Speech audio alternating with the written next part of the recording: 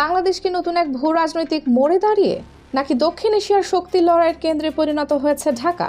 প্রশ্নগুলো এখন শুধু রাজনৈতিক অঙ্গনের নয়, কূটনৈতিক মহলেরও। কারণ আগামীকাল চীন সফরে যাচ্ছেন বাংলাদেশের প্রধানমন্ত্রী তারেক রহমান। আর সেই সফরকে ঘিরেই দেশের রাজনীতি, কূটনীতি এবং নিরাপত্তা পরিস্থিতি নিয়ে শুরু হয়েছে তুমুল আলোচনা। গত কয়েক সপ্তাহে বাংলাদেশের রাজপথে যে উত্তেজনা দেখা গেছে, তা অনেকের কাছেই স্বাভাবিক রাজনৈতিক ঘটনার চেয়ে বড় কিছু বলে মনে হচ্ছে। সংখ্যালঘু অধিকার, ধর্মীয় পরিচয়, উগ্রবাদ, সীমান্ত উত্তেজনা এবং আন্তর্জাতিক কূটনীতি সবকিছু যেন এক অদৃশ্য সুতোয় গাঁথা হয়ে গেছে। ইতিহাসের দিকে তাকালে একটি কৌতূহল উদ্দীপক মিল খুঁজে পাওয়া যায়। 2005 সালে তৎকালীন প্রধানমন্ত্রী খালেদা জিয়া চীন সফরে ছিলেন।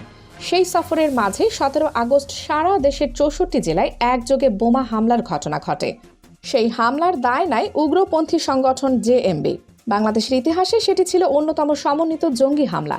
সেই ঘটনার কারণে দেশের নিরাপত্তা পরিস্থিতি হঠাৎ করেই আলোচনার কেন্দ্রবিন্দুতে চলে আসে। 2 দশক পর আবারও বাংলাদেশের একজন প্রধানমন্ত্রী গুরুত্বপূর্ণ চীন সফরে যাচ্ছেন। আর ঠিক সেই সময়েই দেশের ভেতরে নানা ধরনের রাজনৈতিক ও সামাজিক উত্তেজনা নতুন করে সামনে এসেছে। ফলে রাজনৈতিক বিশ্লেষকদের একাংশ প্রশ্ন তুলছেন, এটি কি নিছক কাকতালীয়, নাকি বৃহত্তর কোনো ভূ রাজনৈতিক প্রতিযোগিতার অংশ? বিশেষ করে সাম্প্রতিক সময়ে দেশের বিভিন্ন স্থানে ধর্মীয় পরিচয় ভিত্তিক উত্তেজনা, পাল্টাপাল্টি কর্মসূচি এবং সামাজিক বিভাজনের বিষয়গুলো আলোচনায় এসেছে। একদল পর্যবেক্ষক মনে করেন, এসব ঘটনাকে শুধু অভ্যন্তরীণ রাজনীতির আলোকে দেখলে পুরো চিত্রটি বোঝা যাবে না। তাদের মতে দক্ষিণ এশিয়ার বৃহৎ শক্তিগুলোর স্বার্থের সংঘাতও এখানে গুরুত্বপূর্ণ ভূমিকা রাখছে। কিন্তু কেন এত গুরুত্ব পাচ্ছে এই সফর? কারণ এই সফরকে শুধু একটি কূটনৈতিক সফর হিসেবে দেখা হচ্ছে না, এটিকে বাংলাদেশের ভবিষ্যৎ কৌশলগত অবস্থান নির্ধারণের একটি গুরুত্বপূর্ণ অধ্যায় হিসেবেও বিবেচনা করা হচ্ছে। আন্তর্জাতিক প্রতিরক্ষা বিশ্লেষণ মাধ্যমগুলোর বিভিন্ন প্রতিবেদনে দাবি করা হয়েছে, বাংলাদেশ ও চীনের মধ্যে প্রতিরক্ষা সহযোগিতা আরও বিস্তৃত হওয়ার সম্ভাবনা রয়েছে। বিমান বাহিনীর আধুনিকায়ন, সামরিক প্রযুক্তি স্থানান্তর, অবকাঠামো উন্নয়ন এবং শিল্প সহযোগিতার মতো বিষয়গুলো আলোচনায় রয়েছে বলে বিভিন্ন সূত্রে জানা যাচ্ছে। একই সঙ্গে তিস্তা প্রকল্প নিয়েও নতুন করে আলোচনা শুরু হয়েছে। দীর্ঘদিন ধরে ঝুলে থাকা এই প্রকল্প বাস্তবায়নে চীনের সম্ভাব্য সম্পৃক্ততার বিষয়টিও আলোচনায় রয়েছে। অর্থনৈতিকভাবে এটি যেমন গুরুত্বপূর্ণ, তেমনি রাজনৈতিকভাবেও এটি অত্যন্ত সংবেদনশীল। এখানেই সামনে আসে ভারতের উদ্বেগের প্রশ্ন। বাংলাদেশ এবং ভারত দীর্ঘদিনের প্রতিবেশী ও কৌশলগত অংশীদার। তবে আন্তর্জাতিক সম্পর্কের বাস্তবতা হলো, প্রতিটি দেশই নিজের জাতীয় স্বার্থকে অগ্রাধিকার দেয়।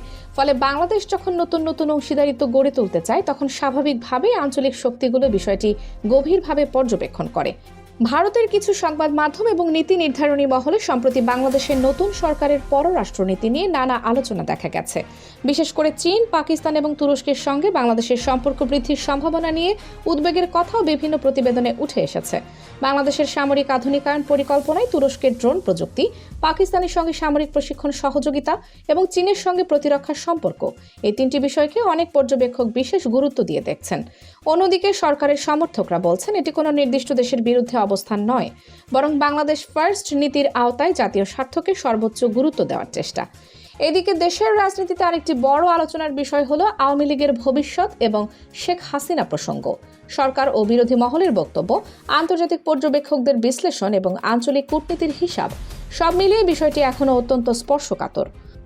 অনেক বিশ্লেষকের মতে বর্তমান সরকারের সঙ্গে ভারতের সম্পর্কের সবচেয়ে জটিল অধ্যায়গুলোর একটি হচ্ছে এই রাজনৈতিক সমীকরণ। যদিও এ বিষয়ে কোনো পক্ষই প্রকাশ্যে সবকিছু বলছে না, তবুও নীরবতার মধ্যেও কূটনৈতিক বার্তা লুকিয়ে থাকে বলে আন্তর্জাতিক সম্পর্ক বিশেষজ্ঞরা মনে করেন। এদিকে সীমান্ত পরিস্থিতিও নতুন করে আলোচনায় এসেছে। পুশ ইন সীমান্তে উত্তেজনা এবং নিরাপত্তা ইস্যু নিয়ে 2 দেশের মধ্যে বিভিন্ন সময় বিতর্ক দেখা গেছে। এসব ঘটনা নতুন নয়, তবে বর্তমান রাজনৈতিক প্রেক্ষাপটে সেগুলো আরও বেশি গুরুত্ব পাচ্ছে। বাংলাদেশের ইতিহাস দেখলে দেখা যায়, যখনই কোনো সরকার স্বাধীন পররাষ্ট্রনীতি অনুসরণের চেষ্টা করেছে, তখনই অভ্যন্তরীণ ও বহিরাগত নানা চাপের মুখোমুখি হয়েছে।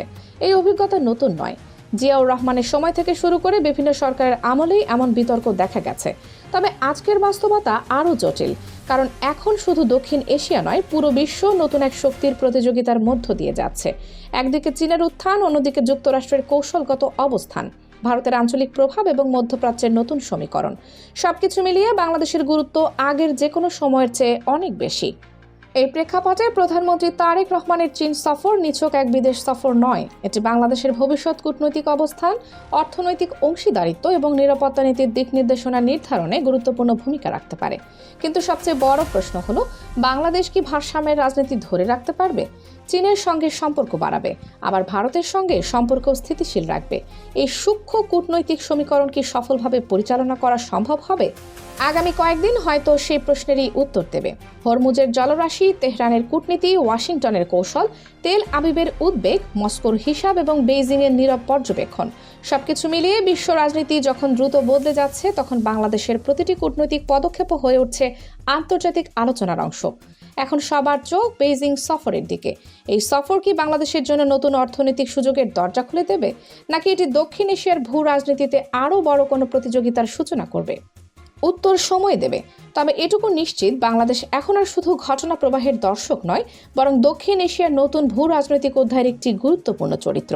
কানিজ ফাতেমা, সোমা, 0 টিভি।